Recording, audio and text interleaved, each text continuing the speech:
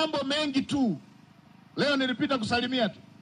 Mtu anakaa huko nchi yake huko, yuko kwenye nchi huko, sio alishapata na uraia huko, kisa anaongea Kiswahili, sio huko mwingine amehifadhiwa huko, anawaambieni eti wasanii wa Kataeni walienda kwenye kampeni ya CCM. Ajira ya msanii si ni sanaa? Unatakaje mtu aache ajira yake? Nani kawaambieni wachezaji wanaocheza Manchester ni mashabiki wa Manchester? Nani kawaambieni wachezaji wanaocheza Simba ni mashabiki wa Simba? Nani kawaambieni wachezaji wanaocheza Yanga ni mashabiki wa Yanga? Uchezaji ni ajira yao. Yeye hajali kwamba wewe ni shabiki, hata kadi ya hiyo klabu hana. Msanii akienda kuimba kwenye mkutano, yeye pale yuko kazini, yuko kwenye ajira yake. Tunahangaika vijana wapate ajira. Wewe unasema wakatae fursa ya kupata fedha. Nani kawaambieni hao ni wanachama? Nani kawaambieni wanaenda kuimba kwa kadi? Nani kawaambieni? Nani kawaambieni nyimbo za kwaya zile zinatengenezwa na studio za walokole? Hawa wana akili au kamasi hawa? Unakataa watu wasifanye kazi. Na kuna watu tunaanza kushabikia hilo. Nani kawaambieni nyimbo za injili zinatengenezwa na studio ya mlokole? Yule anayetengeneza nyimbo hizo, nani kawaambieni kaokoka? Nani kawaambieni?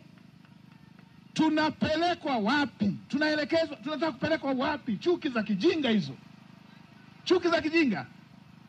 Kama mtu kaandaa mkutano na anamlipa msanii, mtu ana harusi yake anamlipa msanii, wewe inakuuma nini?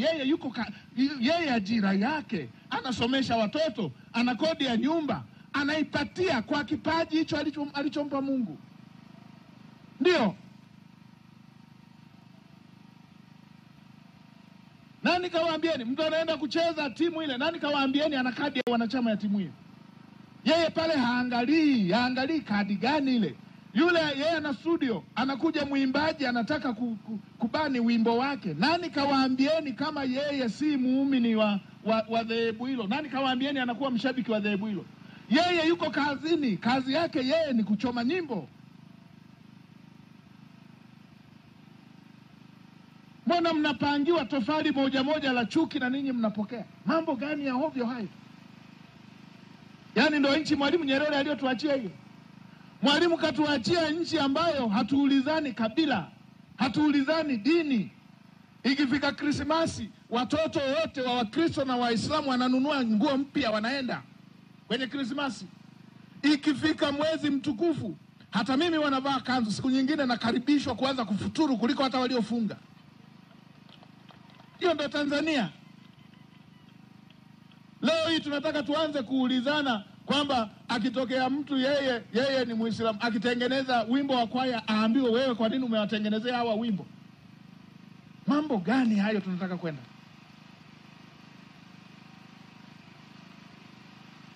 Msanii aimbi kwenye kampeni tu. Simba wakiwa na Simba Day, msanii anaenda, yeye ni shabiki wa Simba. Yanga wakiwa na Yanga Day, msanii anaenda, yeye ni shabiki wa Yanga. Yeye analipwa kuimba, ndo ajira yake.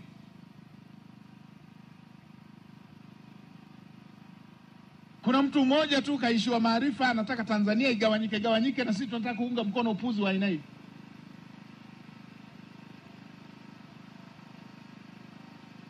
Na mimi niwaambieni, kuunga mkono mizaha ya watu ambao wao walishapoteza, wala hawatarajii kuwa Watanzania tena, wala hawatarajii kuja hapa, wanawaambia na maisha yao yalipo, alafu anakuambia uharibu nchi yako. Hii ina madhara mabaya sana.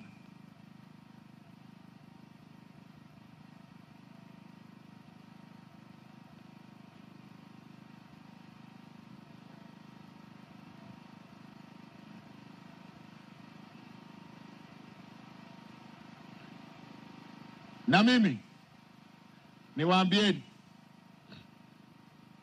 mimi nawaambia